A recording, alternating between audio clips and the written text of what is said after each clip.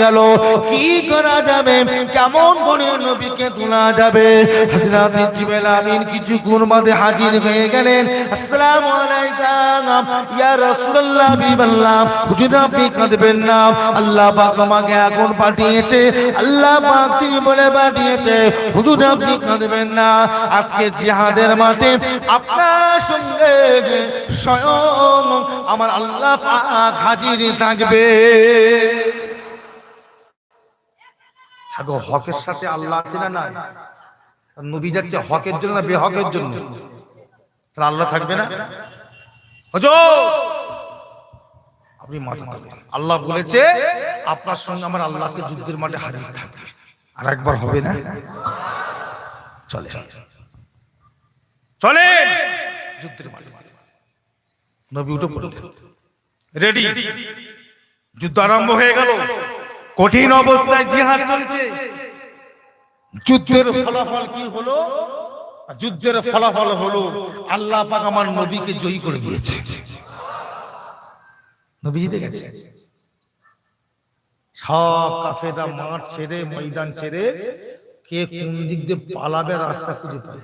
মার মানে কি? মার মানে কি? এলো পাদারি পিটানি চলছে। মার মানে সব চলে গেছে। কেউ লাস্টে দেখা গেল আল্লাহ রাসূলের 13 জন সাহাবা শহীদ হয়ে গেলেন। কজন? 13 জন। আর ওদের লাশগুলো তো জমিনে সব পড়ে আছে। গুনে গুনে গুনে গুনে দেখা যাচ্ছে কাফেরদের 70 জন শেষ হয়ে গেছে। কজন? 70 বদরের মাঠে। আর নবীর কজন? 13 জন। হাগো আল্লাহর রহমত না হলে সম্ভব? 70 জন তো মারলো কি? আরে তা মাত্র 13 জন কি করে হয়? কি করে সম্ভব? এর ভিতরে একজন সাহাবা হুজুর প্রশ্ন করলেন, ও আল্লাহ নবী, একটা কথা আমি আপনার কাছে জানতে চাই। আল্লাহ নবী বললেন, কি কথা বলো? বলি ইয়া রাসূলুল্লাহ, হাবিবাল্লাহ, যুদ্ধের মাঠে যখন যুদ্ধ করছিলাম হঠাৎ করে আমাদের নজরে পড়ল উঁচু উঁচু ঘোড়ার পিঠে দুইজন ব্যক্তি দুটো ঘোড়াতে বসে আছে। শরীরে সাদা জামা, মাথাতে সবুজ পাগড়ি, মুখটাকে তারা ঢেকে রেখেছে। কারা চিনতে পারলাম না, কোথা থেকে এসেছে তাদেরকে এত দেখতে পাচ্ছি না। যুদ্ধের মাঠে এত জোরে জোরে কাফেরদের উপরে আঘাত করছিল, কাফেরদের উপরে অত্যাচার করছিল, কাফেরদেরকে তাড়া করছিল। ওই দুজন কারা? আল্লাহ নবী মুচকে মুচকে হেসে হেসে জবাব দিলেন, ও আমার সাহাবা, ওরা অন্য কেউ নয়, ওরা হলো একজন হলো হযরতে জিবরাইল, অপরজন হলো হযরতে মিকাইল। একবার জোরে বলে। হকের সাথে আল্লাহ আছে না না? এক কথা বলে। ভয় খাচ্ছেন কেন? মারবে, এই মারবে। কে মারবে? এই ভারতবর্ষের মুসলমান মারবে কেউ? ভয় আছে নাকি? কে মারবে? কারা মারবে? আপনি যদি হক হন, সত্যকালে যদি ঈমান হন, কারোর বাবার ক্ষমতা নেই আপনার উপর আগুন চালাতে। এই কথা ঠিক না? সত্য করে সত্যি যদি ঈমানদার হন, কারোর ক্ষমতা নাই। আর আমার আল্লাহ কোনদিন চাই না একটা বেঈমান কাফেরদের হাতে একটা ঈমানদার মওত ধ্বংস। এই কথা ঠিক না ভুল বলছি? এটা আমার আল্লাহ কোনদিন চাই না।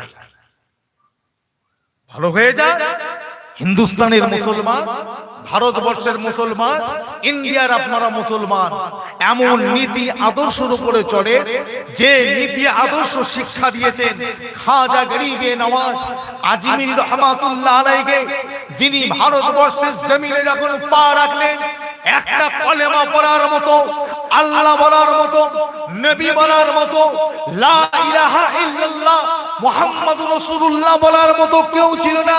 খাজা বাবা কত অত্যাচারের মধ্যে দিয়ে, জুলুমের মধ্যে দিয়ে হুজুরের উপরে কত টর্চারিং হয়েছে, কত বাধা দিয়েছে, কোন বাধাকে না মেনে নিজের পায়ে দাঁড়িয়ে রাত্রির অন্ধকারে বাড়িতে বাড়িতে ঢুকে গিয়ে আল্লাহর ইসলামকে প্রতিষ্ঠিত করার জন্য কাফেরদের দৌড়ে দৌড়ে গিয়ে তাদের হাত ধরে টেনে টেনে এনে এই হিন্দুস্তানের জমিনে একটা দুটো নয় 90 লক্ষ কাফেরকে মুসলমান করে দিয়ে চলে গেল।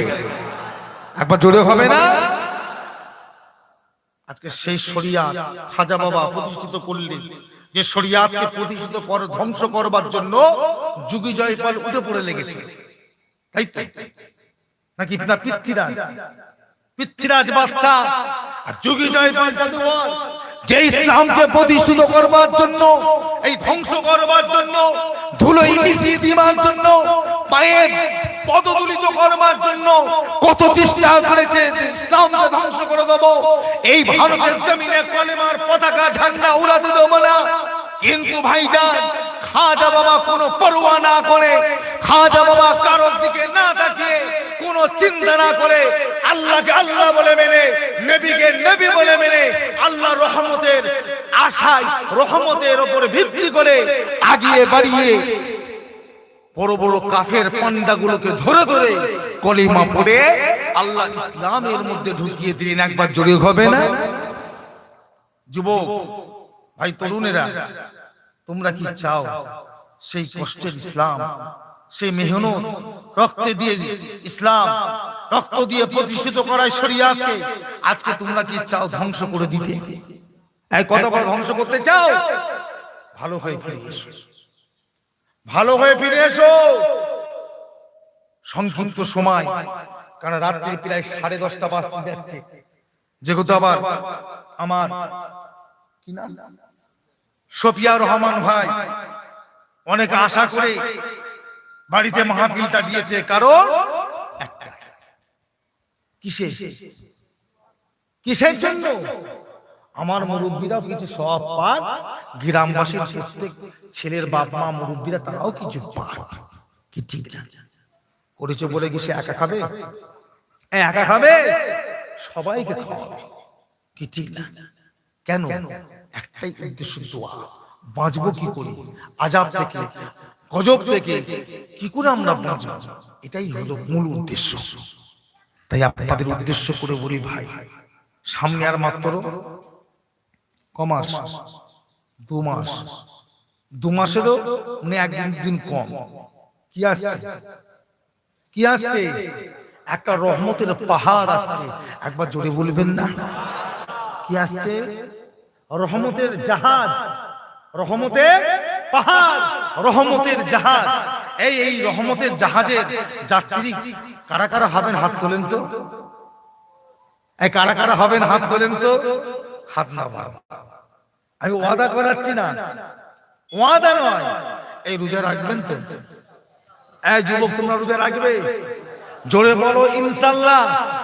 আর একবার গলা ফাটিয়ে বলো ইনশাআল্লাহ।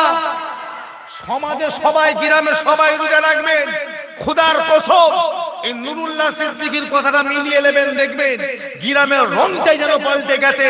গ্রামে একটা খুশির আমেজ, আনন্দ বন্যা বইছে প্রত্যেকটা বাড়িতে বাড়িতে। কিসের? রহমতের একটা ইফতারি, প্রত্যেকের মুখের হাসি। আর ঘন ঘন খায় টাইম দেখছে, কেন? আজানের অপেক্ষা করছে, খালি আজানের অপেক্ষা। রাস্তায় ছিল দল দল, কয়েক সেকেন্ডের মধ্যে রাস্তা ফাঁকা, শব্দ কোথায় ঢুকে গেল আর খুঁজে পাওয়া যাচ্ছে না। এই যে একটা আনন্দ, এই যে একটা খুশি, এটা নিবার চেষ্টা করেন। যারা রোজা রাখে তারাই পায়, যারা রোজা রাখে তারাই পায়। তাই আমি আমার ভাইদের উদ্দেশ্য করে বললাম, 30টা রোজা, 11 মাস খাও, 1টা মাস রোজা। কি পারবেন তো? খুব কঠিন গরম পড়বে কিন্তু। এই শুনছেন? এই ছেলেরা, খুব কঠিন কিন্তু গরম। চৈত্র মাসের আর বৈশাখ মাসের গরম থাকবেন তো?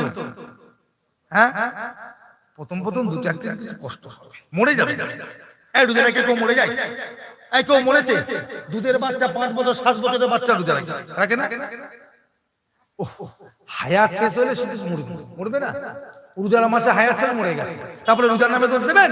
রোজা রেখেছে মরে গেছে? তাহলে এমনি মাসে মরে কি করে? এমনি সময় মানুষ মরে কি করে?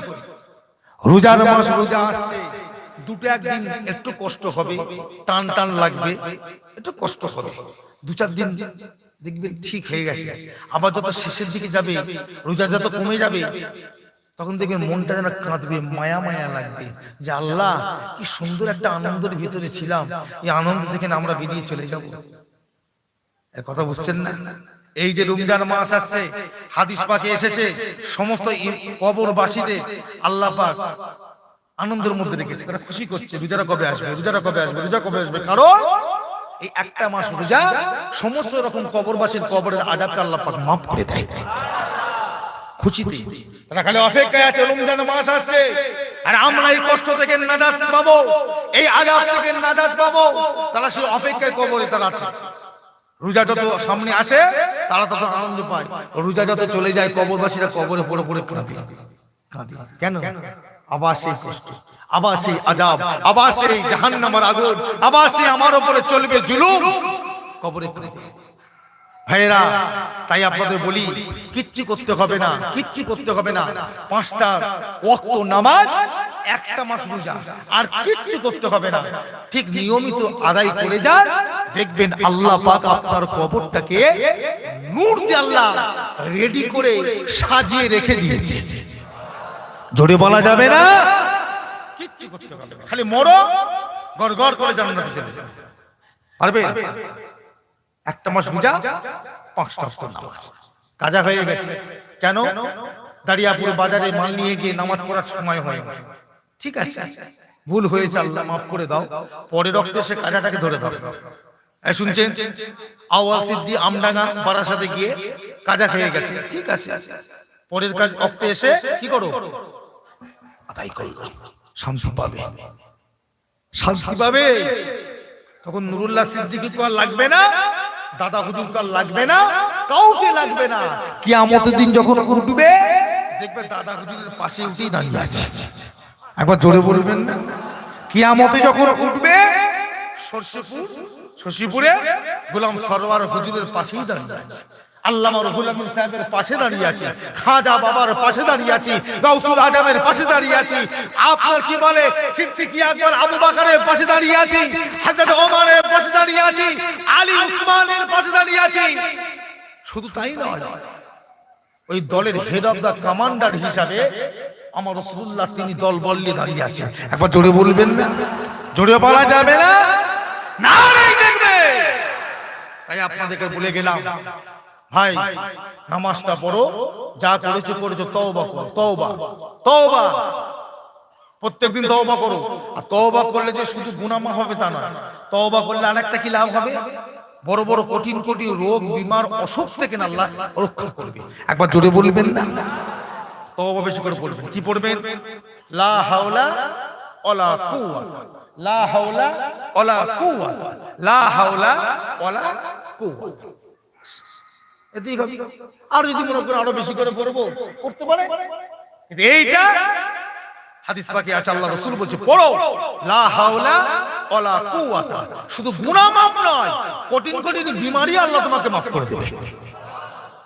কথা বুঝেছে? করোনা টোরোনা ওমিক্রন সব বম্ব খেয়ে দিয়ে চলে যাবে। আমলটা ঠিক করো, আমলটাকে ঠিক রাখো আমার ভাইরা, বাবাজিরা, মুরব্বিরা। যাই গো, মুক্তাসার সময় আসে, আল্লাহ পাকের সামনে দাঁড়িয়ে নবীর উপরে সালাম পাঠ করব। সকলে একটু উঠে দাঁড়ান, এই সকলে উঠে দাঁড়ান, দাঁড়ান, নবীর উপর সালাম পাঠ করব, সকলে উঠে দাঁড়ান। ইয়া নবী সালাম ইয়া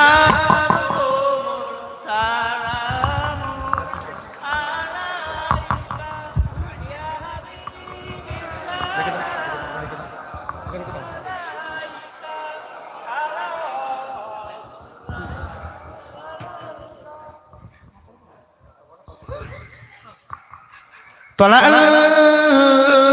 البدر علينا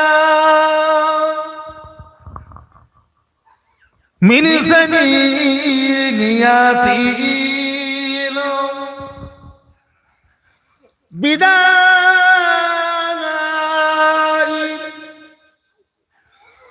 ওয়াজাবা শুকুরু আলাইনা মাদানা লিল্লাহ আহদানা ইয়া নবী ইয়া রাসূল ইয়া হাবিব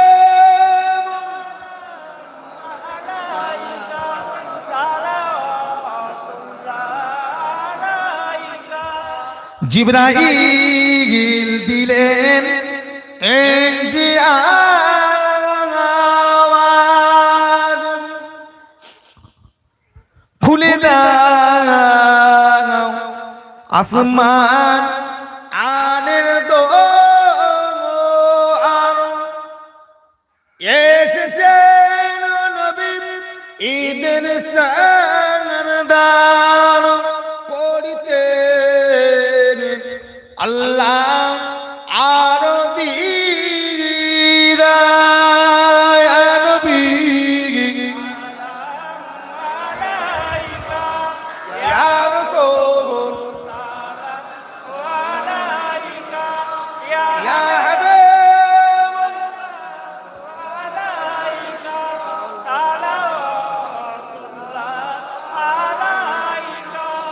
নবীজি রাব্বা আবুদুল্লাহ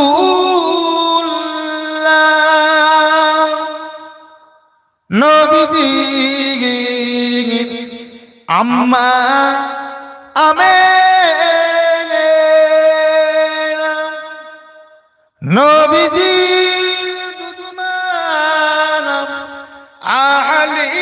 আহলিমা নবীজি রওজা সোনার মদিনা ইয়া নবী ইয়া রাসূল ইয়া হাবিব সালাওয়াত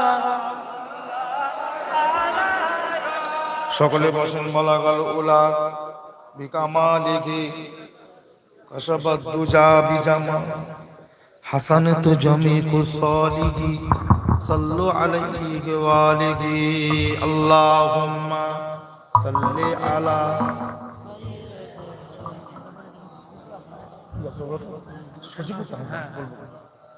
ওয়ালা আলি সাইয়্যিদিনা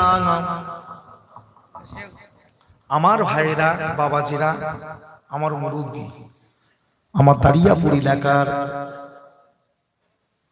আমার নবীর মহাব্বতের উম্মাত উম্মতি গণেরা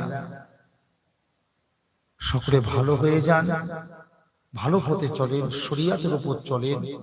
আপনার ভালো কেউ নিতে পারবে না, আর আপনার খারাপ কেউ নিতে পারবে না।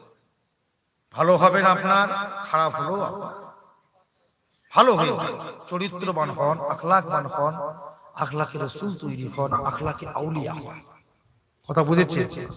আমরা হিন্দুস্তানের মুসলমান, ভারতবর্ষের মুসলমান আল্লাহ আমাদের করেছে। এর জন্য আমাদের নসিবটা অনেক বড় নসিব, কারণ আমার নবী পাক, আমার নবীর দোয়া হিন্দুস্তানের মানুষের উপরে আছে। একবার জোরে বলবেন না? আল্লাহ নবী বলেছিল, যাও এই মঈনুদ্দিন যাও, স্বপ্ন পূর্বে একটা দেশ আছে সাগরের উপর, হিন্দুস্তান, যাও।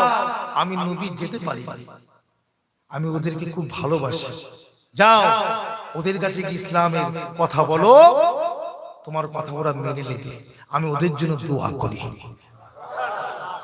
নবী কোনদিন ভারতবর্ষে আসে না, আল্লাহর ওলিদের মারফত আল্লাহ কোরআন, হাদিস, নামাজ, রোজা, হজ, যাকাত সব আল্লাহ দিয়েছে।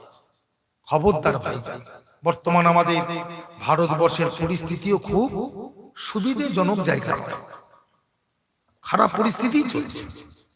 কি কথা ঠিক না? খারাপ পরিস্থিতি, বিশেষ করে মুসলমান সমাজের উপরে কঠিন একটা পরিস্থিতি। কথা বুঝেছে? 2014 পর থেকে মুসলমানদের উপর অত্যাচার, জুলুম, হ্যাঁ, মুসলমানদের উপরে যেভাবে টর্চারিং, ধরে মারা, মুসলমানদের উপরে নানান রকম লেগেই আছে। কে আছে না? না। আমরা যদি ভালো হই, হাগো আমার আল্লাহ আমাদের সাথ দেবে তো না দেবে না? ভেঙে পড়বে না, পারবে না, কিচ্ছু করতে পারবে না।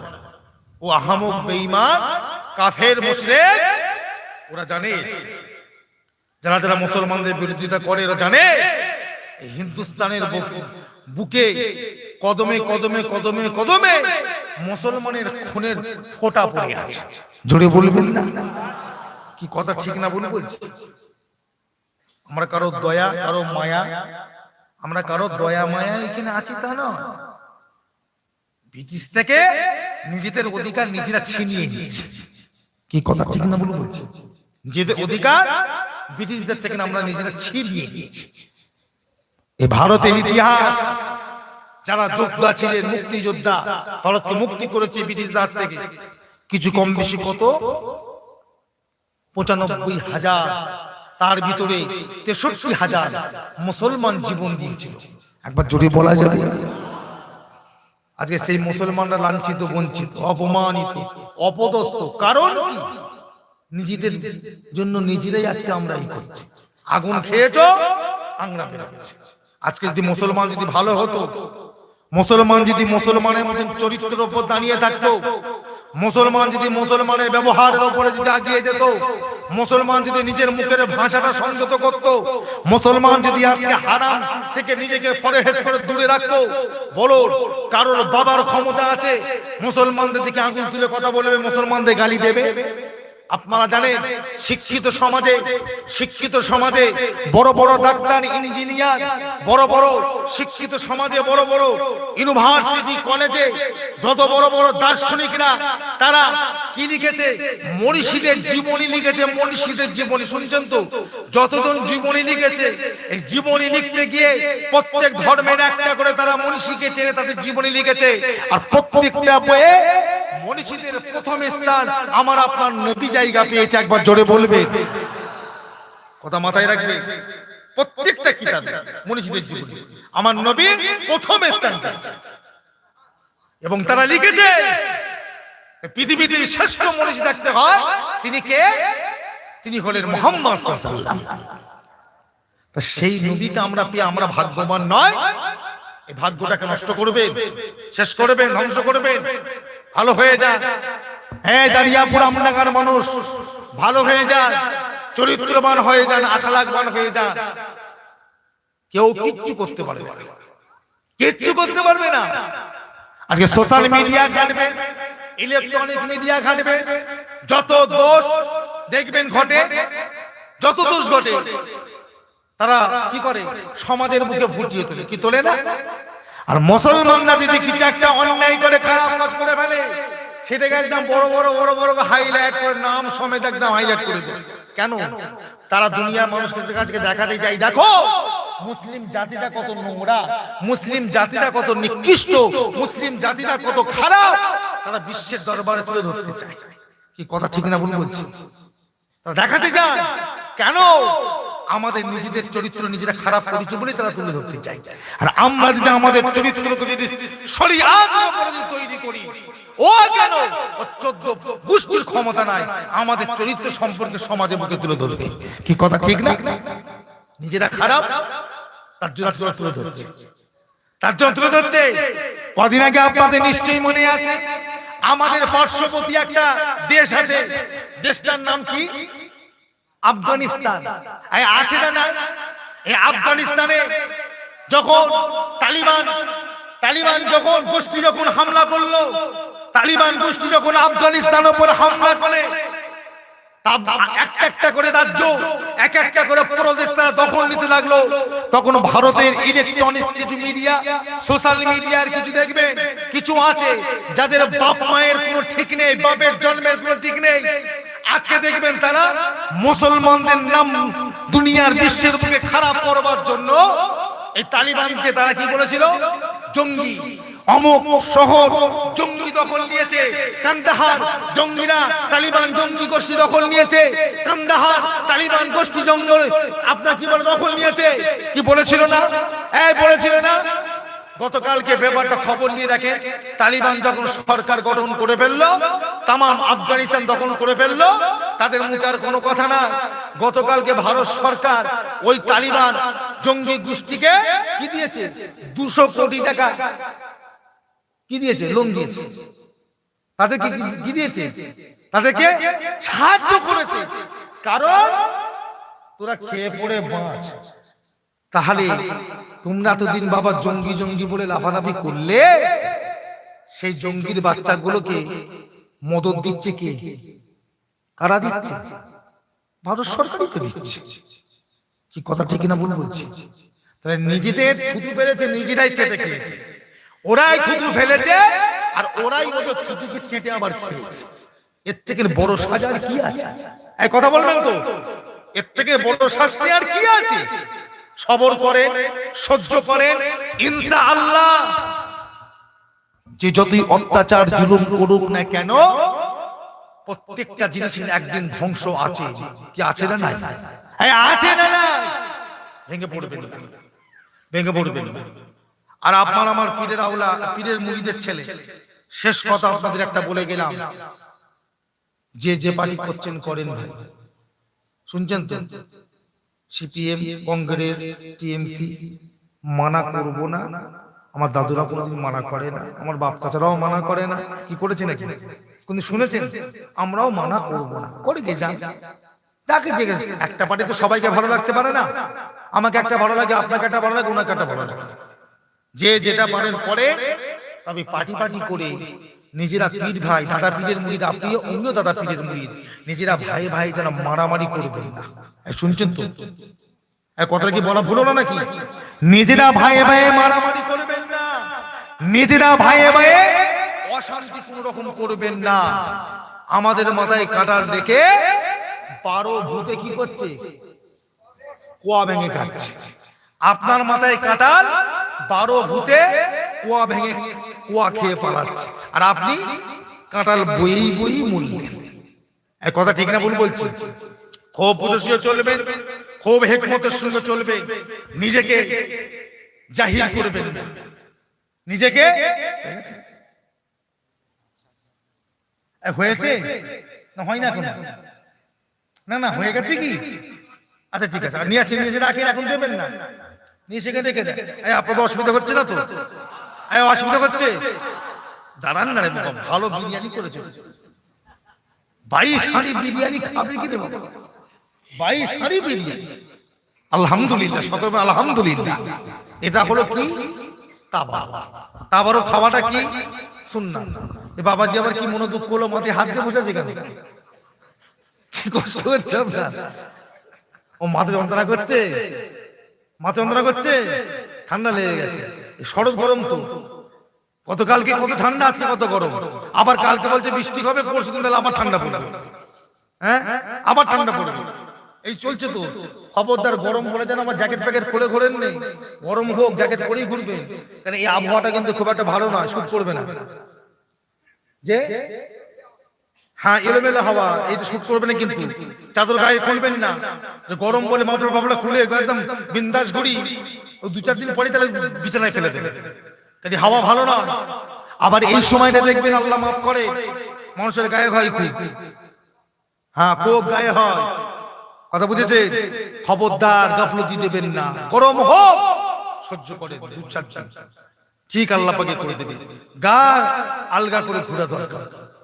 যে কথা আমি বলছিলাম ভাইজান, কোনো চিন্তা নাই, ভয় নাই। আপনি মুসলমান, আপনার সাথে আছে কে? আল্লাহ। কোনো চিন্তা নাই, ভয় খাবেন না। ফুরফুরা শরীফের মুজাদ্দিদুজ্জামান দাদা হুজুর পীর কেবলা রহমাতুল্লাহ আলাইহির সিলসিলার মানুষ আমরা। এই কথা ঠিক না? এই সিলসিলাকে বাঁচিয়ে রাখবেন, শেষ করে দেবেন কোনটা? এই সিলসিলাকে কি নষ্ট করে দেবেন, সিলসিলাকে বাঁচিয়ে রাখবেন? ঠিক বলছেন, সিলসিলাকে বাঁচাবার চেষ্টা করতে হবে। কারণ দাদা হুজুর কেবলা ইন্তেকাল করেছেন কত বছর? কত বছর? 1939 1345 সেই হিসাব মোতাবেক দাদা হুজুর ইন্তেকাল করেছেন 80-81 বছর মতো। 80 থেকে 81 বছর দাদা এখন দেবে না, নাই দেবে না, সব রেডি করে রাখো, যখন বলবো তখন দেবে, সব রেডি করে রেখে। কত বছর বললাম? আমার কথা শুনবেন না? বিরিয়ানির দিকে নজর দিচ্ছে কেন? আমার দিকে তাকান, বিরিয়ানি খাবেন, সব খাবেন। আপনাকে ক্ষুধা লেগেছে, আমাকে লেগেছে, বাড়ি থেকে বেরিয়েছে এক কাপ চাও খাইনি, শুধু বলেছি আমি মনে করছি পেট ভরে বসে আছি, আমারও পেট জ্বালা করছে। বসেন 10 মিনিট বসেন। দাদা হুজুর ইন্তেকাল করেছেন কত বছর? 81 বছর, 80-81 বছর। কিতাবের মধ্যে এসেছে একটা মুজাদ্দিদুজ জামানের পাওয়ার, ক্ষমতা, বিলায়েত, আল্লাহ পাকের স্পেশাল যে পাওয়ারটা তাকে দিয়ে পাঠায়, এটার আয়ু কতদিন, কত বছর? 100 বছর। মুজাদ্দিদুজ জামান ইন্তেকাল করেছেন কত বছর? 80-81 বছর। হাতে থাকে কত বছর? ধরে নেন 20 বছর। তা কত বছর? 20 বছর আমাদের হাতে আর আছে দাদা হুজুরের পাওয়ার, ক্ষমতা, বিলায়েত, যেটা আল্লাহ পাক তিনি দিয়েছে। 20 বছর পরে কি সিলসিলা কি ধ্বংস হয়ে যাবে? ধ্বংস হয়ে যাবে না। এই সিলসিলাকে যদি আমরা দাদা পীরের ওসিয়াত, দাদা পীরের নসিহত, দাদা পীরের আদর্শের উপরে যদি সেইভাবে চালাতে পারি, যেমন চলছে কি চালাতে পারি, ওটা 100 নয়, 200 হতে পারে, 300 হতে পারে, 500 হতে পারে। এইভাবে আল্লাহ পাক কিয়ামত পর্যন্ত চালিয়ে যাবে। জোরে বলুন সুবহানাল্লাহ।